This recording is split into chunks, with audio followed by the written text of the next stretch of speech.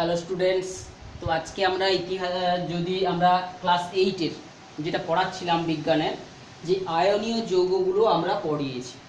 যে আয়নীয় যৌগগুলো কাকে বলে, তাদের যে অণুর গঠনটা কী রকমের, যে তারা আয়ন দিয়ে কীভাবে তৈরি হয়, তাদের গলনাঙ্কটা কেন উচ্চ হয়, তারা কঠিন অবস্থায় কেন তড়িৎ পরিবহন করতে পারে না, ইত্যাদি ইত্যাদি বিষয়গুলো আমরা আগের ক্লাসে আলোচনাটা করেছি। এবং সেখানে আমরা একটা এক্সাম্পল নিয়েছিলাম যে সোডিয়াম ক্লোরাইড খাদ্য লবণ, সেইটার গঠনটা আমরা দেখেছিলাম যে ঘনকের আকারে তারা থাকে এবং অল্টারনেট ওয়েতে একটা সোডিয়াম পরমাণু একটা ক্লোরিন পরমাণু দিয়ে কি করে যে সোডিয়াম ক্লোরাইডের যে ঘনকটা তৈরি করে, যে তার যে কেলাসটা তৈরি হয় সেটা আমরা দেখেছিলাম। তো আজকে আমরা যেটা আলোচনা করব ওই যে আয়নীয় যৌগ, যার মধ্যে আমরা জেনেছিলাম যে একটা ধাতব অংশ থাকে একটা অধাতব অংশ থাকে, সেই রকম আয়নীয় যৌগগুলোর সংকেতটা আমরা লেখার যে পদ্ধতিগুলো বা যে কিভাবে লিখতে হয় সেটা আমরা জানি। তো আয়নীয় যৌগ, তার মধ্যে আয়ন থাকবে এবং যে প্লাস আয়নটা থাকে যাকে বলা হচ্ছে ক্যাটায়ন অংশ, সেইটাকে আমরা সামনের দিকে লিখব। অ্যানায়ন পার্টটাকে যেটা সেটা ঋণাত্মক আধান বিশিষ্ট যে আয়নটা সেটাকে আমরা পিছনের দিকে লিখব, লিখে সংকেতটাকে আমরা লেখার চেষ্টা করব। তো এখন আমরা কতগুলো আয়ন লেখার জন্য কতগুলো উদাহরণ আমরা এখানে নিচ্ছি। তো এই ক্ষেত্রে যেমন আমরা বলছি, ধরো পটাশিয়াম ফ্লুরাইড, পটাশিয়াম ফ্লুরাইড। তো এই যে রাসায়নিক যৌগটার সংকেত লিখতে যাইবো, এখানে আমরা একটা দেখছি পটাশিয়াম একটা ধাতব অংশ, ফ্লোরাইড একটা অধাতু, তাহলে এটা একটা আয়নীয় যৌগ। তাহলে এই যৌগের যে মধ্যে কিন্তু সংকেতটা হয়ে গেলে ও এর মধ্যে কিন্তু অণুর অস্তিত্ব থাকবে না, আয়ন দিয়েই তৈরি হবে। তো পটাশিয়াম কিন্তু আমরা জানি যে একটা ইলেকট্রন ছেড়ে দিয়ে কে প্লাস আয়ন তৈরি করে, আর ফ্লোরিন কিন্তু একটা ইলেকট্রন নিয়ে এফ মাইনাস আয়ন তৈরি করে, ফ্লোরিন কিন্তু এফ মাইনাস আয়ন তৈরি করে। তো যে কোনো আয়নীয় যৌগের কিন্তু মোট আধান শূন্য হবে, তাহলে মোট আধান শূন্য হবে, সেইটাকে কিন্তু মাথায় রেখেই কিন্তু যৌগটার সংকেতটা তৈরি হবে। অর্থাৎ পটাশিয়ামের একটা প্লাস, ফ্লোরিনের একটা মাইনাস, তাহলে এদের আধান শূন্য হতে গেলে এই প্লাস একটার সঙ্গে একটা মাইনাস এক যদি আমরা যুক্ত করি তবেই শূন্য হয়ে যাবে। অর্থাৎ একটা পটাশিয়াম একটা ফ্লোরিন দিয়ে কিন্তু তৈরি হবে এই সংকেতটা। তাহলে অর্থাৎ এইরকম ভাবে তাহলে রাসায়নিক যৌগটার মধ্যে কি কি আয়নগুলো আছে আমাদেরকে জেনে নিতে হবে। সেই আয়নগুলোর যে যোজ্যতা কত করে, অর্থাৎ আধান কত করে, আধানটা কত করে সেটাকেই বলা হচ্ছে তার যোজ্যতা। সেইটা জেনে নিয়ে তার আধানকে, মোট আধান শূন্য হতে গেলে মোট আধানকে শূন্য করার জন্য যে প্রক্রিয়াটা করব সেইটা থেকে আমরা বুঝে যাব যে কোন আয়নটা কটা করে লাগবে, সেইটা থেকে কিন্তু আমরা তার সংকেতটাকে সহজে লিখে ফেলতে পারি। তো আমরা আর একটা এক্সাম্পলে চলে আসছি, ধরো অ্যালুমিনিয়াম অক্সাইড।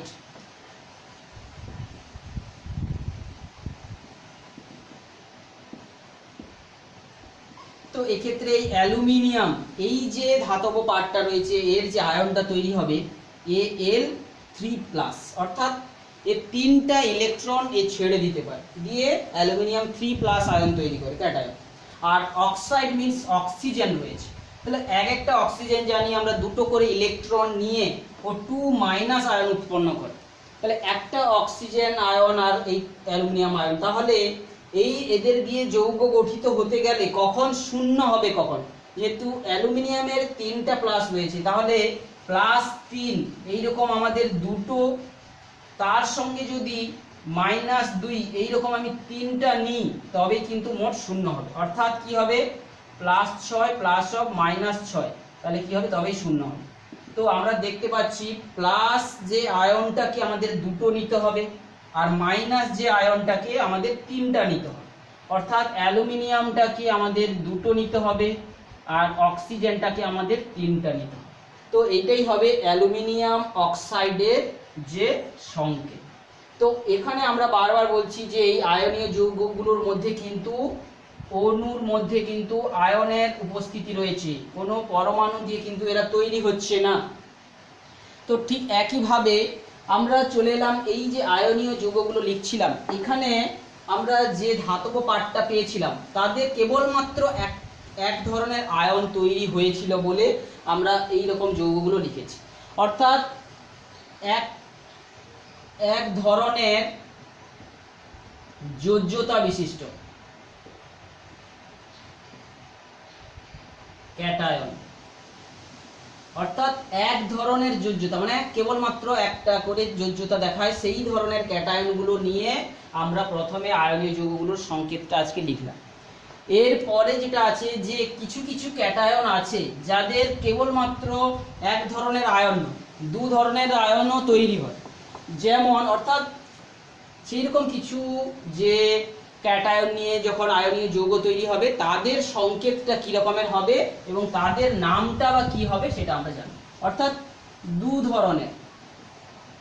ধরনের যে যোজ্যতা বিশিষ্ট ক্যাটায়ন, অর্থাৎ দুটো করে যোজ্যতা দেখা হবে, তাহলে অর্থাৎ দুটো করে আয়ন তৈরি করার ক্ষমতা রাখে। যেমন কি লোহা, যেমন কি কপার, যেমন কি টিন, এবং আরও একটা রয়েছে যেটা হচ্ছে মার্কারি বা পারদ। এদের কিন্তু দু ধরনের আয়ন দেখা যায়, ক্যাটায়ন দেখা যায়।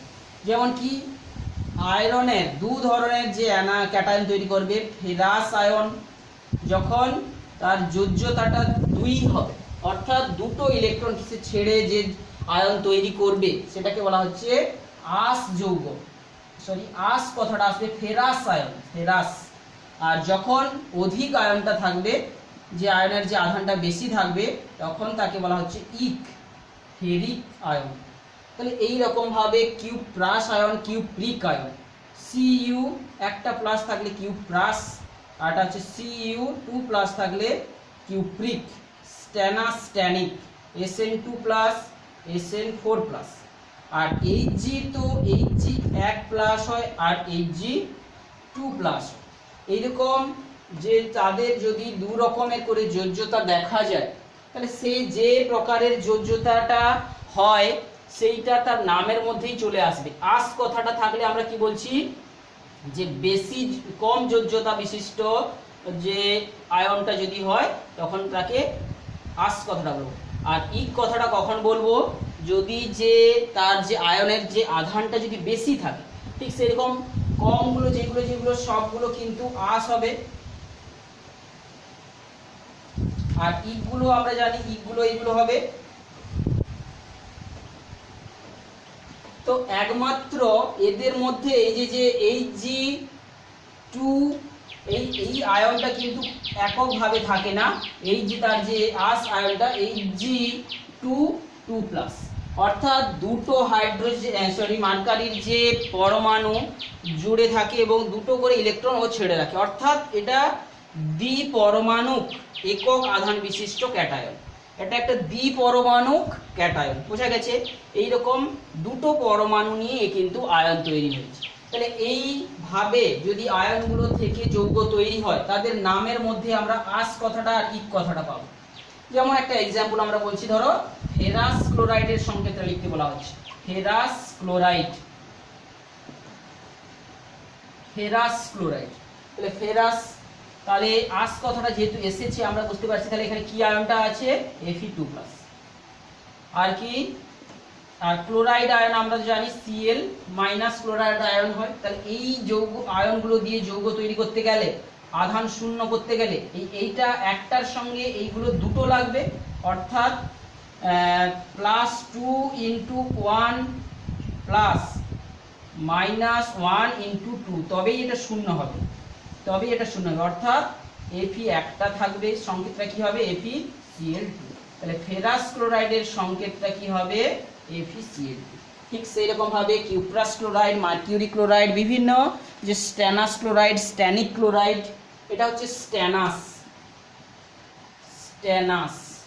আর এটা হচ্ছে স্ট্যানিক। এরকম কিউপ্রাস, আর এটা হচ্ছে কিউপ্রিক,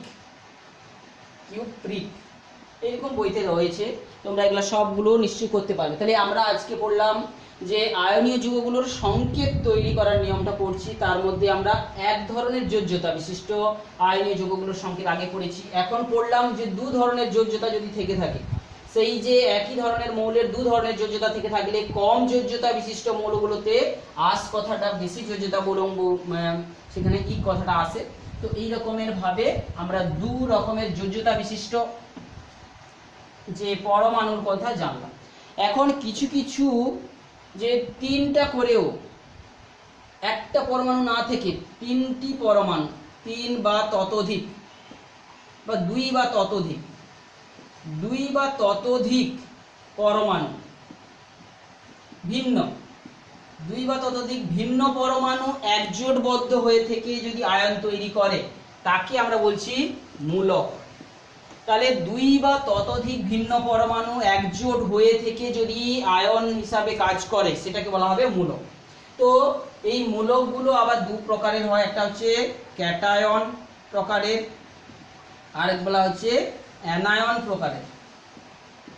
অর্থাৎ এখানে আমরা দুই বা ততোধিক পরমাণু মিলে একজোটবদ্ধ হয়ে থাকবে এবং তারা হয় একটা করে ইলেকট্রন বা দুটো করে ইলেকট্রন ছেড়ে রেখেছে বা নিয়ে রেখেছে। অর্থাৎ ক্যাটায়ন যখন তৈরি করবে এক ইলেকট্রন ছাড়বে, যেমন কি অ্যামোনিয়াম মূলক NH4+। তাহলে এখানে একটা নাইট্রোজেন পরমাণু আর চারটা হাইড্রোজেন পরমাণু একসঙ্গে একজোটবদ্ধ হয়ে আছে এবং তারা একজোটবদ্ধ অবস্থায় থেকে একটা ইলেকট্রনকে ছেড়ে দিয়েছে। তাহলে সেই যে পরমাণু পুঞ্জটাকে, এটাকে বলা হচ্ছে কি মূলক। তাহলে ক্যাটায়ন কিছু মূলক আছে অ্যামোনিয়াম মূলক, অ্যানায়ন কিছু মূলক আমরা জানি যে হাইড্রক্সিল মূলক, নাইট্রেট মূলক কিংবা ফসফেট মূলক PO4, এটা কিন্তু 3। তারপরে হচ্ছে কি সালফেট মূলক। এইরকম ভাবে কিছু ক্যাটায়ন মূলক, কিছু অ্যানায়ন মূলক আছে, আমরা এগুলো ক্লাস 7 থেকেই পড়ছি। তাহলে এই আয়নগুলো দিয়েই যদি যৌগ তৈরি হয়, কখনো আবার ক্যাটায়নগুলোর সঙ্গে যদি কোনো ধাতব পার্ট এবং অ্যানায়ন পার্ট এইগুলো নিয়ে যদি যৌগ তৈরি হয়, তখন যে যৌগগুলোর সংকেত লেখার ক্ষেত্রেও ঠিক একই রকম ভাবে আমরা কি করব, যে মোট আধানকে শূন্য করার জন্য তারা কিরূপ ভাবে কোনটা কটা সংখ্যায় থাকবে সেটা আমরা কিন্তু বের করতে চাইব। যেমন একটা উদাহরণ আমরা দিলে বোঝা যাবে, ফেরাস সালফেট। ধরো আমরা সালফেট মূলকটার সঙ্গে ফেরাস, আমরা যেটা পড়লাম Fe2+ আয়নের সঙ্গে এটা নিয়ে গঠিত হবে ফেরাস সালফেট। তার সংকেতটা কি হবে? Ferrous sulphate. তাহলে এখানে দেখতে পাচ্ছি ফেরাস কথাটা আছে মানে কি Fe2+, এখানে আয়নটা থাকবে, আর সালফেট কথাটা আছে মানে এখানে কোন মূলকটা আছে SO4 2+। তাহলে এরা যখন যৌগ তৈরি করবে দেখতে পাচ্ছি এর দুই আধান প্লাস, এর দুই আধান মাইনাস। তাহলে এর একটা আর এর একটা হলেই কিন্তু এটা যৌগ তৈরি হবে ফেরাস সালফেট। অর্থাৎ একটা +2 এর সঙ্গে একটা আর একটা -2 এর সঙ্গে একটা হয়ে তবে শূন্য হয়ে যাবে। তাহলে এইভাবে আমরা তাদের যৌগগুলোর মধ্যে যে আয়নগুলো রয়েছে তাদের যে আধানটা বুঝে নিতে পারলে চিহ্ন সহ, আর যে মূলকটা যদি থেকে থাকে সেগুলো যদি জেনে নিতে পারি, তবে কিন্তু তার সংকেতটা লেখাটা আমাদের খুব সহজ হয়ে যাবে। তো এইভাবে তোমরা কিন্তু বারবার যে প্র্যাকটিস করে করে তো বিভিন্ন যে আয়নীয় যৌগগুলো রয়েছে তাদের সংকেত লিখতে দেওয়া রয়েছে, তোমরা কিন্তু সেটা করবে। তো এখানে আমরা যে আয়নীয় যৌগগুলোর যে যোজ্যতা বা আধানটা লেখার সময় উপরে 2+, 2- লিখেছি। এই কথাটার মানে কি? 1+ কথাটার মানে কি? যে একক ইলেকট্রন আধানকে সে ছেড়ে রেখেছে, অর্থাৎ এক ইলেকট্রনের যে আধান অর্থাৎ -1.602 × 10⁻⁻19 কুলম্ব আধানকে আমরা একক ধরেছি, এটাকেই একক বলছি। তাহলে -1 মানে কি? এই যে মাইনাস এত কুলম্ব আধানকে বোঝাচ্ছে, এইটাই হচ্ছে আধানের ক্ষুদ্রতম একক, মানটাকে বলা হচ্ছে আধানের একক। তো এইভাবে কোনো জায়গায় যদি -2 আধান লেখা থাকে মানে কত, মোট কত আধান ও গ্রহণ করেছে, যে -1.602 × 10⁻⁻19 কুলম্ব গুণিতক 2, এত কুলম্ব আধান সে কিন্তু গ্রহণ করেছে। তো এইভাবে নিশ্চয়ই তোমরা বুঝেছো যে আয়নীয় যৌগগুলোর সংকেত কিভাবে লিখতে হয়, তাদের ক্যাটায়ন এবং অ্যানায়নগুলোর যে আধানের মানটা জেনে, কিংবা কোনো যদি মূলক থেকে থাকে সেই মূলকগুলোর যে সংকেতটা এবং তার যে আধানের মানটা জানা থাকলে কিন্তু কিভাবে লিখতে হবে।